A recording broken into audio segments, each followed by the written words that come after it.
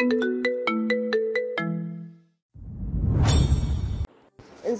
আর অয়ন্তী মুখোমুখি বসে আছে বদ্ধ ঘরে। জাহিন বাড়িতে এসে কিছু না বলে সকলের সামনে দিয়ে অয়ন্তীর হাত ধরে নিজেদের ঘরে নিয়ে আসে। বাড়ির সকলেই বোকার মতো সবটা চেয়ে দেখলো। জোহরা বেগম পিছু ডাকলেও জাহিন ফিরে তাকায়নি। বাড়ির সবাই চিন্তিত হয়ে নিচে বসে আছে। আহানকে পাঠিয়েছিল জাহিনের ঘরে, কিন্তু ভেতর থেকে লক হওয়াতে সকলে যেন আরো ভয়ে আছে। জোহরা বেগমের ভালো ঠেকছে না, মায়ের মন কু ডাকছে। হঠাৎ ওনার শান্তশিষ্ট ছেলেটা এমন ভয়াবহ আচরণ করছে কেন? আল্লাহর কাছে একটাই দোয়া করছে, খারাপ কিছু যেন না ঘটে।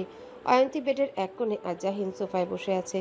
জাহিন চোখে মুখে গম্ভীর ভাব নিয়ে স্থির চোখে অয়ন্তীর দিকে তাকিয়ে আছে। জাহিনের এমন চাহনি অয়ন্তীকে ভেতর থেকে গুমড়ে দিচ্ছে। এই চাহনি যে তার কাছে বড্ড অচেনা লাগছে। কি হয়েছে হঠাৎ? জাহিন তার সাথে এমন আচরণ করছে কেন?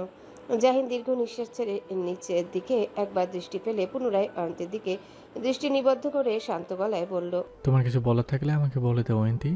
অয়ন্তীর চিত্ত কেঁপে ওঠে জাহিনের কথা শুনে। এই স্বরে জাহিন আজ পর্যন্ত তার সাথে কথা বলেনি। আর কি কথা বলার কথা বলছে? জাহিন কি কোনোভাবে লাবিবের কথা জেনে গেছে, যার জন্য এতটা অস্বাভাবিক হয়ে আছে? তাকে আবারও ভুল বুঝে নিত জাহিন? অয়ন্তীকে এমন নিশ্চুপ হয়ে থাকতে দেখে জাহিনের ধৈর্যের বাঁধ ভেঙে চুরে চুরমার হয়ে যাচ্ছে। এই 31 বছরের জীবনে জাহিন এতটা অধৈর্যশীল কোনো বিষয়ে হয়নি যতটা আজ হচ্ছে অয়ন্তীকে মৌন থাকতে দেখে। জাহিন চোয়াল শক্ত করে কপট রাগ দেখিয়ে বলল, এভাবে চুপ করে থেকেন অয়ন্তী, আমার কথার উত্তর দাও। আমার ধৈর্যের বাঁধ ভেঙে দিচ্ছে তোমার এই চুপ থাকা। কি বলতে চেয়েছিল আমাকে ওই দিন রাতের বেলা? অয়ন্তী শুকনো ঢোক গিলে নিজেকে তটস্থ করে থেমে থেমে বলল, আসলে ওই দিন শপিং মলে আমার সাথে লাবিবের দেখা হয়েছিল। জাহিন ভ্রু কুঁচকে নেয়। তাহলে সত্যি কথাই বলেছে ত্রিনব। ছেলেটার নাম তাহলে লাবিব। জাহিন নিষ্প্রভ গলায় বলল, কে লাবিব? যার সাথে আমার বিয়ে হওয়ার কথা ছিল। শুধু কি দেখা হয়েছিল নাকি আরো কিছু হয়েছিল? অয়ন্তী হতভম্ব হয়ে পরে জাহিনের কথা শুনে। কি হওয়ার কথা বলছে জাহিন? অয়ন্তী হতবিহ্বল হয়ে বলল। মানে? জাহিনকে এই বিষয়ে এতটা ডেসপারেট হতে দেখে অয়ন্তীর ভয় লাগছে। অয়ন্তী অধৈর্যরা জিভ দ্বারা ভিজিয়ে বলল, আসলে জারা আর নুহাস ভাই আমাকে রেখে নিচে চলে গিয়েছিল। তখন আমি ওদের কাছে যাওয়ার জন্য তাড়াহুড়ো করে নামতে গিয়ে শাড়ির সাথে পা বাজিয়ে পড়ে যেতে নিলেই লাবিব আমাকে কোথা থেকে যেন এসে ধরে। আর আমি ওনাকে দেখার সাথে সাথে ওখান থেকে চলে আসি। একটা কথাও বলিনি। বিশ্বাস করুন, আমি জানতাম না লাবিব ওই দিন শপিং মলে আসবে। যদি জানতাম তাহলে আমি কোনো দিনই যেতাম না। জাহিন রাশভারী গলায় বলল, এই কথাটা তুমি আমাকে এতদিন বললে না কেন সাথে সাথে? আমি মনে মনে অনেক ভয়ে ছিলাম, যদি আপনি এই কথাটা শুনে আমাকে ভুল বুঝেন বা অবিশ্বাস করেন। জাহিন ব্যতিব্যস্ত গলায় বলল, জানো অয়ন্তী, স্বামী স্ত্রীর মাঝে যদি বিশ্বাসের রেস্তোরে মাটিটা নরম হয় তাহলে বিশ্বাসের সে রোগটা তৃতীয় ব্যক্তি খুব সহজেই করে ফেলতে পারে। তুমি আমাকে এখনো বিশ্বাস করে উঠতে পারোনি। অয়ন্তী ফ্যালফ্যাল নয়নে তাকিয়ে রইল জাহিনের পানে। জাহিনের কথার ভাঁজে যে বুক ভরা এক ভয়াবহ যন্ত্রণা মিশে রয়েছে সেটা অয়ন্তী স্পষ্ট টের পাচ্ছে। জাহিন পুনরায় দৃঢ় কণ্ঠে বলল, এই যে তুমি কথাটা বলেছো, সেটা যদি তুমি আমাকে আগে বলতে, বিশ্বাস করো আমি একটু কষ্ট পেতাম না, তোমাকে অবিশ্বাস করতাম না। কিন্তু যতটা না আজকে কষ্ট পেয়েছি অন্য কারো মুখ থেকে শুনে। অয়ন্তী আটকে উঠে বলল, অন্য কারো কাছ থেকে শুনেছেন মানে? কে বলেছে? লাবিব? সেটা তোমার জেনে লাভ নেই। শুধু এইটুকু বুঝতে পারলাম আমার প্রতি তোমার এতটুকু ভরসা কিংবা বিশ্বাস নেই। যদি থাকতো নির্দ্বিধায় কথা বলতে, কিন্তু তুমি বললে না। ইভানের সকালে তোমাকে আমি জিজ্ঞাসা করছি, কিন্তু তুমি সবটা এড়িয়ে গেলে। বিয়ের এতগুলো মাস হয়ে গেল, অথচ তুমি আমাকে বুঝে উঠতে পারলে না এখন অয়ন্তী। অয়ন্তী বুঝতে পারল সে বড্ড ভুল করে ফেলেছে। তার আগেই বলে দেওয়া উচিত ছিল জাহিনকে সবটা। তাহলে আজ জাহিন এতটা মানসিকভাবে আহত হতো না। অয়ন্তী বসা থেকে উঠে জাহিনের কাছে এগিয়ে আসতে আসতে বলল, নেতা মশাই, আমার কথাটা শুনুন। জাহিন বসা থেকে উঠে অয়ন্তীকে হাত দিয়ে থামিয়ে অভিমানী গলায় বলল, কাছে আসবে না তুমি আমার। অয়ন্তীর চোখ ভরে উঠেছে নোনা জলে। ঠোঁট ভেঙে কান্না আসছে তার। চোখের পলক ফেলতেই গাল বেয়ে গড়িয়ে পড়ল নোনা জল। এই চোখের জল যেন জাহিনকে আজ নরম করলো না, অন্য সময়গুলোর মতো। অন্য সময়গুলোতে জাহিন অয়ন্তীর চোখে জল দেখলে যেভাবে ছুটে এসে চোখের জল মুছে দিত, সেটা আজ জাহিন করল না। সে এক জায়গাতেই ঠায় দাঁড়িয়ে রইল। অয়ন্তীর হৃদয় ক্ষত বিক্ষত হলো তাতে। কষ্টগুলো দলা পাকিয়ে বুকে চেপে বসলো। নিজ হাতে আজ এই পরিস্থিতি ডেকে এনেছে। অয়ন্তী ধরা গলায় বলল, আমার ভুল হয়ে গেছে। আর কোনোদিনও এমনটা হবে না। তুমি আমাকে ভীষণভাবে হার্ট করেছো অয়ন্তী, যেটার ক্ষত এত সহজে ভোলার নয়। অয়ন্তী জাহিনের কাছে এসে জাহিনের হাত দুটো ধরে অনবরত চোখের জল ফেলতে ফেলতে বলল, আর এমনটা হবে না, আমি কথা দিচ্ছি। এবারের মতো ক্ষমা করে দিন প্লিজ। আমি ভয়ে ছিলাম, তাই বলতে গিয়েও বলতে পারিনি আপনাকে। আমার উপরে ভয়টা তোমার অবিশ্বাসের কারণ অয়ন্তী। আমায় তুমি অবিশ্বাস করে বলে ভয়ে বলতে পারোনি কথাটা। যদি বিশ্বাস করতে তাহলে আজ অন্য কারো মুখ থেকে এত নোংরা ইঙ্গিতের মাধ্যমে কথাগুলো শুনতে হতো না। আমি তার আগে তাকে থামিয়ে দিতাম। এমনটা আর কখনো হবে না। এখন থেকে সব কথা আমি আপনাকে বলবো, কথা দিচ্ছি। জাহিন অয়ন্তীর হাতটা নিজের হাত থেকে সরিয়ে দেয়। অয়ন্তী একবার হাতের দিকে চেয়ে অশ্রুসিক্ত নয়নে জাহিনের পানে তাকালো। জাহিন প্রচণ্ড অভিমানী মুখ ঘুরিয়ে অন্য দিকে চেয়ে বলে, চিন্তা করো না, আমি এমন স্বামী নই যে আমার স্ত্রীকে অবিশ্বাস করব। তবে এতটুকু আক্ষেপ, আমার স্ত্রীর আমার উপর বিন্দুমাত্র বিশ্বাস নেই, যেটা এই ঘটনার প্রেক্ষিতে জানতে পারলাম। বলেই জাহিন ঘর থেকে বেরিয়ে যায়। অয়ন্তী কিছুক্ষণ অবাক হয়ে দাঁড়িয়ে থেকে জাহিনের পিছু পিছু গেল। ছেলেকে নিচে নামতে দেখে জোহরা বেগম বসা থেকে উঠে ছেলের কাছে এসে চিন্তিত গলায় বলল, কি হয়েছে তোদের দুজনের মাঝে? জাহিন ভরাট গলায় বলল,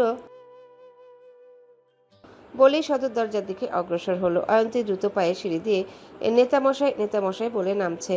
সিঁড়ি থেকে পড়ে যাওয়ার ভয় নেই আজ অয়ন্তীর মনীষে। অস্থির হয়ে ছুটে চলেছে স্বামীর কাছে।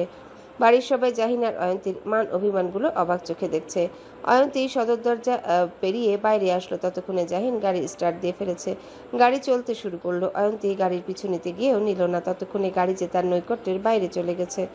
জাহিন গাড়ির স্টিয়ারিং ঘোরাতে ঘোরাতে মনে মনে আওড়ালো, সরি অন্তি, আমি চাইলে তোমাকে বুকে ট্রেনে নিতে পারতাম, কিন্তু আমি চাই তুমি যেন সম্পর্কে বিশ্বাস থাকাটার মানে বুঝতে পারো। যেই সম্পর্কের মাঝে বিশ্বাস নেই সেই সম্পর্কের শিকড়ের মাটিটা খুব নরম হয়, আর আমি চাই না আমাদের সম্পর্কের শিকড়ের মাটিটা নরম হোক। বিশ্বাসের মর্যাদা যতটুকু, পরে না হয় তোমার এই ক্ষণিকের কষ্টটুকু আমরা ভালোবাসা দিয়ে মুছে দেব, ততক্ষণ তুমি একটু কষ্ট পাও। জাহিনের গাড়ি মিলিয়ে যায়। জাহিন ইচ্ছে করে বাড়ি থেকে বের হয়ে গেছে। চোখের সামনে অয়ন্তীর কান্না দেখতে পারবে না, তাই এই পন্থা বেছে নিয়েছে। বাড়ির সবাই বের হয়ে আসলো। অয়ন্তী শাশুড়ি মায়ের কাছে এসে কান্নারত অবস্থায় চেঁচিয়ে বলল, মা, উনি আমার উপর রাগ করে চলে গেছেন মা। বিশ্বাস করুন মা, আমি ওনাকে আঘাত করতে চাইনি, কিন্তু কি করে কি হয়ে গেল এমনটা আমি সত্যি বুঝতে পারিনি। জোহরা বেগম অয়ন্তীর মুখটা দু হাত দিয়ে ধরে মলিন গলায় বলল, সব ঠিক হয়ে যাবে অয়ন্তী, তুমি শান্ত হও। অয়ন্তী পাগলের ন্যায় বলল, না মা, উনি আমার উপর খুব রাগ করে আছেন, খুব। উনি আমাকে আর আগের মতো ভালোবাসবেন না মা। উনি আমাকে আর ওনার কাছে টেনে নেবেন না। আমি ওনার অবহেলাগুলো সহ্য করতে পারবো না। জোহরা বেগম পাগল প্রায় অয়ন্তীকে বুকের মাঝে চেপে ধরে বলে, সব ঠিক হয়ে যাবে অয়ন্তী, সব ঠিক হয়ে যাবে। তুমি একটু শান্ত হও, আমি জাহিনকে বুঝাবো। অয়ন্তী এক নাগারে শুধু একটা কথাই বলে যাচ্ছে, উনি আমার উপর খুব রাগ করেছেন মা, খুব। আর ভালোবাসবেন না উনি আমায়।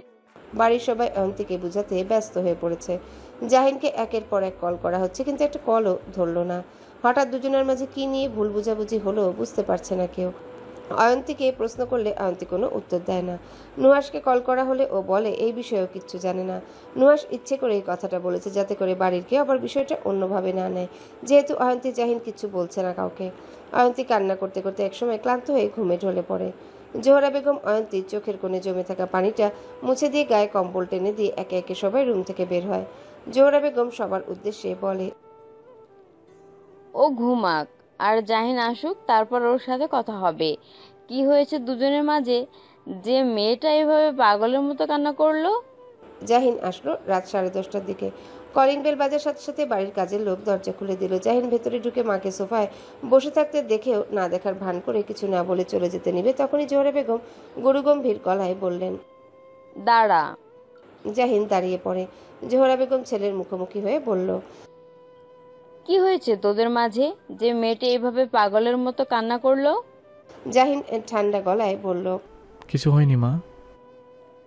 কিছু হয়নি যখন, তাহলে অয়ন্তী কি এমনি এমনি কান্না করেছে? মা, খুব ক্লান্ত লাগছে আমার, আমি উপরে গেলাম। জাহিন পা বাড়াতে নিলে জোহরা বেগম বলেন, অয়ন্তীকে রুমে নিয়ে যা। জাহিন মায়ের দিকে ফিরে বলল, কোথায় ও? আমার ঘরে ঘুমিয়ে আছে। জাহিন একটা টু শব্দ না করে মায়ের রুমে এসে ঘুমন্ত অয়ন্তীকে এক পলক দেখে পাজা কোলে তুলে নিয়ে মায়ের ঘর থেকে বেরিয়ে মাকে উদ্দেশ্য করে বলল। খেয়েছে ও? জোহরা বেগম রাগী গলায় বলল। তোর কি মনে হয়? কাউকে দিয়ে ওর খাবারটা উপরে পাঠাও। জাহিন অয়ন্তীকে নিয়ে নিজের ঘরে এসে অয়ন্তীকে ধীরে ধীরে বিছানায় শুইয়ে দেয়। এই মেয়ের তো আবার স্বভাব খারাপ, অন্য জায়গা থেকে এনে আরেক জায়গায় শোয়ালে ঘুম ভেঙে যায়। জাহিন ঝুঁকে আছে অয়ন্তীর দিকে, এক ধ্যানে তাকিয়ে আছে বউয়ের দিকে। কান্না করার ফলে মুখের অবস্থা নাজেহাল বানিয়ে ফেলেছে মেয়েটা। চোখের জলের সাথে কাজল মিশে একাকার হলে গালে কালো দাগ বসে গেছে। জাহিন অয়ন্তীর গালে হাত রেখে বুড়ো আঙুল দিয়ে চোখের কোণায় স্পর্শ করে নিচু হয়ে অয়ন্তীর বন্ধ দু চোখের পাতায় চুমু বসায়। বুঝতে পারছে অতিরিক্ত কষ্ট দিয়ে ফেলেছে মেয়েটাকে, কিন্তু কিছু করার নেই। অয়ন্তীকেও বুঝতে হবে স্বামী স্ত্রীর সম্পর্কটা গাড়ির চাকার মতো। চাকা দুটো যদি উঁচু নিচু হয়ে থাকে তাহলে সেই সম্পর্কটা ধসে পড়বে, কখনোই শক্ত স্থির হয়ে দাঁড়িয়ে থাকবে না। তাই দুজনের উপরই সমান আস্থা রাখতে হবে। জাহিন ফ্রেশ হয়ে অয়ন্তীকে আস্তে আস্তে ডাকে। রাত অনেক হয়েছে, এবার খাওয়া দরকার। অতিরিক্ত কান্না করার ফলে হয়তো পেটের খাবার এতক্ষণে মজে গেছে। জাহিন অয়ন্তীর দু গালে আলতো হাতে চাপড় মেরে বলল। অয়ন্তী উঠো এবার। অয়ন্তী পিটপিট চোখে তাকালো। চোখের সামনে জাহিনের প্রতিচ্ছবি দেখে চোখ বড় বড় করে তাকিয়ে লাফিয়ে শোয়া থেকে উঠে বসে ভাঙা গলায় বলল। নেতামশাই। জাহিন উঠে দাঁড়িয়ে অন্যদিকে ফিরে বলল। ফ্রেশ হয়ে আসো, যাও, খেতে হবে। অয়ন্তীর ঠোঁট ভেঙে আসছে। এত রাগ যে তার দিকে ফিরেও তাকাচ্ছে না। কি এমন ভুল করেছে যে এতটা রেগে থাকতে হবে তার প্রতি? আর এত দরদ দেখাতে হবে না, সে না খেলে তার কি? অয়ন্তীর কোনো রেসপন্স না পেয়ে জাহিন অয়ন্তীর দিকে ফিরে কপট রাগ দেখিয়ে বলে। কি হলো? এভাবে বসে আছো কেন? যদি ভেবে থাকো না খেয়ে তুমি নিজের শরীর খারাপ করবে, তাহলে এই চিন্তা মাথা থেকে ঝেড়ে ফেলে দাও। কারণ আমি আমার কাজকর্ম ছেড়ে তোমাকে নিয়ে হাসপাতালে হাসপাতালে দৌড়াতে পারবো না অয়ন্তী। অয়ন্তী মুখ ঘুরিয়ে বলল। আমার খিদে নেই, খাবো না আমি। কিন্তু অয়ন্তীর পেটে ইঁদুর দৌড়াচ্ছে। দুপুরে খেয়েছিল, এরপর আর কিচ্ছু খায়নি, পানি ছাড়া। জাহিন দীর্ঘ নিঃশ্বাস ছাড়ল। এই মেয়ে তো উল্টো তার উপর ছুরি ঘোরাচ্ছে। জাহিন অয়ন্তীকে পাজাকোলা তুলে নিয়ে কঠিন গলায় বলল। ফ্রেশ হওয়ার দরকার নেই, এভাবেই খাবে তুমি। অয়ন্তী ছটফট করতে করতে বলল। বলছি তো খাবো না। জাহিন অয়ন্তীকে এনে সোফায় বসিয়ে খাবারের প্লেটটা এগিয়ে দিয়ে বলল। নাও, খাওয়া শুরু করো। অয়ন্তী অন্যদিকে মুখ ঘুরিয়ে রেখেছে, যার অর্থ সে খাবে না। জাহিন তা দেখে বলল। কি হলো? খাওয়া শুরু করো। বলছি তো আমি খাবো না। জাহিন দাঁতে দাঁত চেপে বলল। একদম নাটক করবে না অয়ন্তী, চুপচাপ খাও। অয়ন্তী চেঁচিয়ে বলল। আমি না খেলে আপনার কি তাতে? জাহিন টি শার্টের হাতা কনুই পর্যন্ত তুলে থমথমে গলায় বলল। তুমি খাবে, তোমার ঘাড় খাবে, ওয়েট।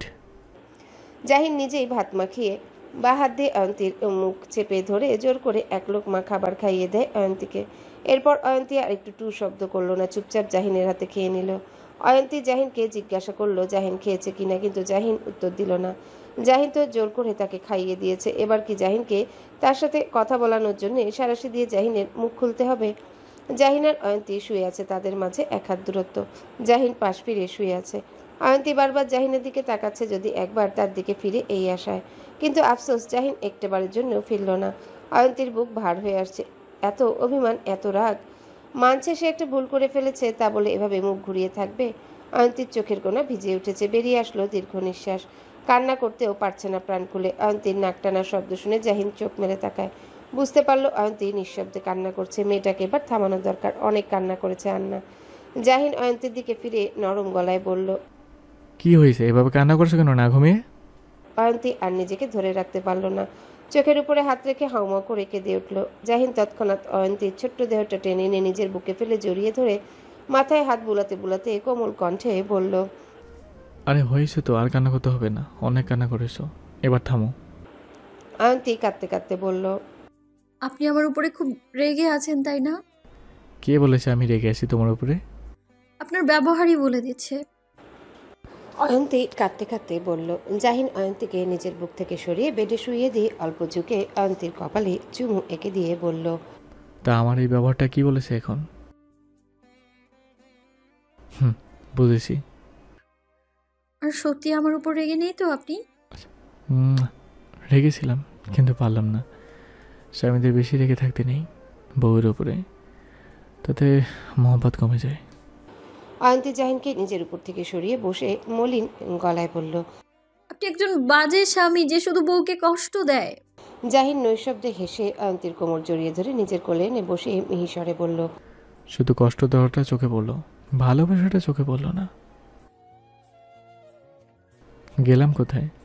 সেই তো ঘুরে ফিরে তোমার কাছে ফিরে আসলাম। অয়ন্তী নিজেকে জাহিনের কাছ থেকে ছাড়ানোর প্রয়াস চালিয়ে বলল। ছাড়ুন আমাকে, জুতো মেরে এখন গরুদান করতে হবে না। জাহিন ছাড়ল না, বরং অয়ন্তীকে শক্ত করে পেছন থেকে জড়িয়ে ধরল। অয়ন্তী ক্রমাগত জাহিনের বাহুটোর থেকে মুক্তি পাওয়ার জন্য চেষ্টা করছে। তাকে কষ্ট দিয়ে এখন এসেছে মলম লাগানোর জন্য। লাগবে না তার মলম? অয়ন্তী, জাহিনের কোমল কণ্ঠে গাঢ় ডাক শুনে অয়ন্তী শান্ত হয়ে পড়ে। শরীরে বয়ে যায় এক শীতল ঢেউ। জাহিনের এই ডাক অয়ন্তীর সাধ্য নেই উপেক্ষা করা, তাই আনমনেই বলে, হুম। আমার কিছু চাবার আছে তোমার কাছ থেকে অয়ন্তী। আপনাকে দেওয়ার মতো আমার কাছে এমন কিছুই নেই নেতামশাই। আছে, তোমার কাছেই আছে, যে চাওয়াটা তুমি আমার পূর্ণ করতে পারবে। কি সেটা? আমি বাচ্চা চাই, আমি বাবা হতে চাই অয়ন্তী। অয়ন্তীর সমস্ত কায়া কেঁপে উঠে, লজ্জায় মাথা নুইয়ে নেয়। গলার স্বর কাঁপছে। অয়ন্তীর শরীরের কম্পন বুঝতে পেরে জাহিন মৃদু হেসে বলল। কিছু বলবে না অয়ন্তী? অয়ন্তী নিচু গলায় বলল, কি বলবো? তুমি তো বললে তুমি চাও না আমাদের কোল আলো করে একটা ছোট্ট প্রাণ আসুক, যে প্রাণটা আমাদের চোখের সামনে বেরিয়ে উঠবে ধীরে ধীরে।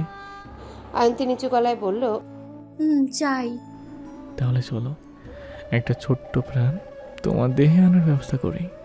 অয়ন্তী আঁকড়ে ধরে নিজের পরিহিত শাড়ির কোনা ধীর গলায় বলল। পারবো তো এই দায়িত্ব পালন করতে। জাহিন অয়ন্তীকে নিজের দিকে ঘুরিয়ে অয়ন্তীর মুখটা নিজের শক্তপোক্ত হাতের মুঠোতে নিয়ে মজার ছলে বলল, বড় হয়ে যাচ্ছি তো আমি, এখন যদি বাবা ডাক না শুনি তাহলে কখন শুনবো? অয়ন্তী ফিক করে হেসে বলল, আপনি বুড়ো হয়ে যাচ্ছেন কে বললো? আমি বলছি, কেন চোখে পড়ছে না আমি যে বুড়ো হয়ে যাচ্ছি?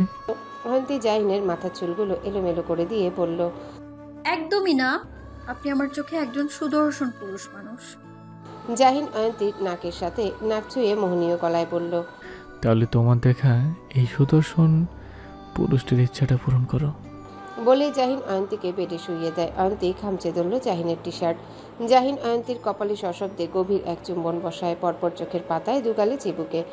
জাহিন মুখ ডুবিয়ে দেয় অয়ন্তীর গলার ভাঁজে। একে একে ভালোবাসার গভীর ছোঁয়া বয়ে যাচ্ছে অয়ন্তীর গলা জুড়ে।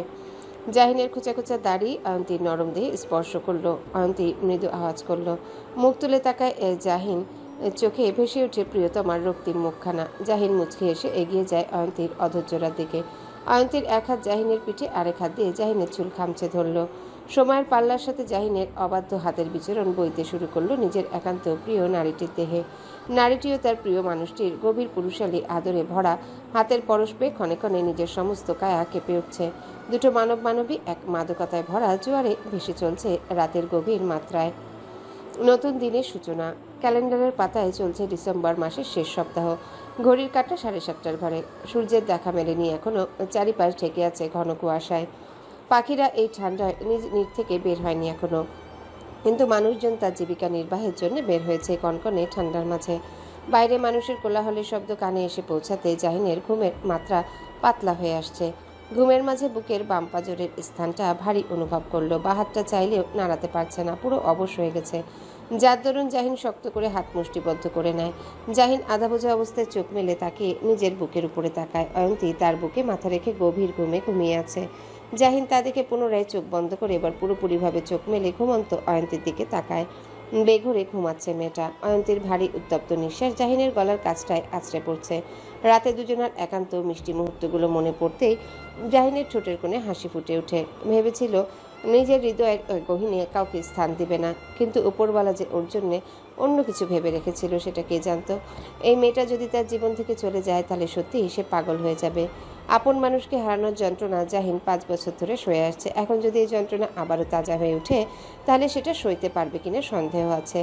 জাহিন বাহাতটা অয়ন্তীর ঘাড়ের নিচ থেকে সরিয়ে নিয়ে আসতে চাইলে অয়ন্তী নিজের গুটিয়ে নিয়ে আষ্টে পৃষ্ঠে জড়িয়ে ধরে জাহিনকে। জাহিন তা দেখে আর হাতটা সরালো না, তবে ডান হাতের বৃদ্ধাঙ্গুল দিয়ে অয়ন্তীর গালে লাল টকটকে হয়ে থাকা পিম্পলটা ছুঁয়ে দিল।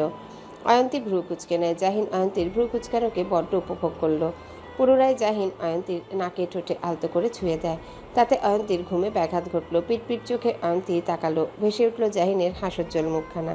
অয়ন্তী আবারও চোখ বন্ধ করে কিছু একটা মনে পড়তে চোখ বড় বড় করে তাকে তড়াক করে উঠে বসে বলতে শুরু করলো। কটা বাজে? অনেক বেলা হয়ে গেছে মনে হয়। অয়ন্তী চলে যেতে নিবে তৎক্ষণাৎ জাহিন অয়ন্তীর হাত চেপে ধরে। অয়ন্তী জাহিনের ব্যবহার দেখে অবাক হয়ে পড়ল। কি হয়েছে? জাহিনের ভারী কণ্ঠস্বর। এমন করছো কেন? কেমন করছি? এই যে মাছের মতো ছটফট করছো। অয়ন্তী চোখ মুখ কুঁচকে বলে। মাছের মতো আবার মানুষ কিভাবে ছটফট করে? জাহিন অয়ন্তীকে হ্যাঁচকা টান মেরে নিজের বুকে এনে ফেলে দু হাত দিয়ে জড়িয়ে ধরে বলে। এত ছটফট না করে শুয়ে থাকো। শুয়ে থাকবো মানে? বাড়ির সবাই কি ভাবে বাড়ির বউ যদি এত বেলা অবধি শুয়ে থাকে? জাহিন চোখ বন্ধ করে বলে। সবাই ভাববে জামাই সেবা করছে বাড়ির বউ। তা কি ধরনের সেবা করছি শুনি? সবাই তো জানে আপনি একদম সুস্থ আছেন। জাহিন অয়ন্তীকে বেডে শুইয়ে দিয়ে অয়ন্তীর দিকে ঝুঁকে নিরেট গলায় বলল। প্রেমের সেবা করছো তুমি। অয়ন্তী ভ্রু কুঁচকে বলে। কি আজব কথা! আপনি এইসব আজব আজব কথা কই? অয়ন্তী আর কিছু বলতে পারল না। তার আগে তার গলার ভাঁজে জাহিন নিজের মুখ ডুবিয়ে দেয়।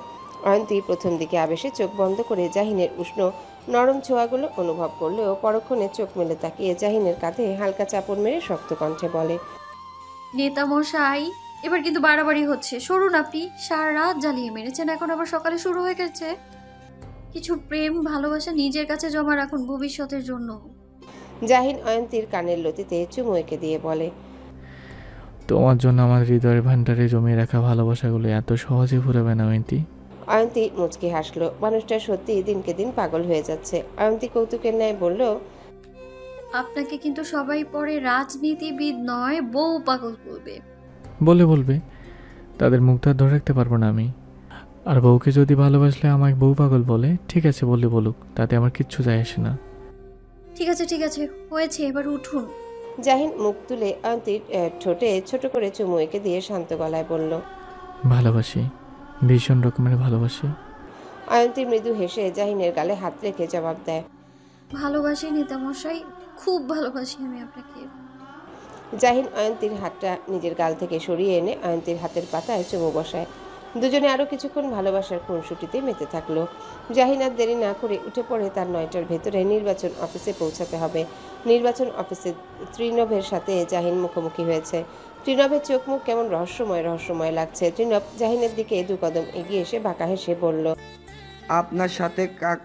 আপনার সাথে কানাকানি একটু কথা বলতে চাই। যদি আপনার লোকেদের একটু দূরে সরে যেতে বলেন তাহলে একটু ভালো হতো আর কি। জাহিন মুখ দিয়ে চবর্গীয় শব্দ উচ্চারণ করে বলল। ঠিক আছে, শুনছি কি বলতেছো কানাকানি। জাহিন নিজের দলের লোকদের দূরে সরে যাওয়ার জন্য ইশারা করে। ত্রিনভ জাহিনের দিকে এগিয়ে আসে, কিন্তু জাহিনের কান সমান হতে পারছে না জাহিনের থেকে খাটো হওয়াতে। জাহিন তা দেখে সশব্দেই হেসে ওঠে। ত্রিনভ তাতে বড্ড অপমানিত হলো। জাহিন বলল। নিচু হতে হবে বুঝি। হ্যালো বন্ধুরা, পরবর্তী পার্ট খুব তাড়াতাড়ি আসবে, তো সবাই অপেক্ষায় থাকো। আর চ্যানেলটি যারা এখনো সাবস্ক্রাইব করোনি তারা পরবর্তী পার্ট দেখার জন্য চ্যানেলটি সাবস্ক্রাইব করে রেখো। ধন্যবাদ সবাইকে, আমাদের সাথেই থেকো।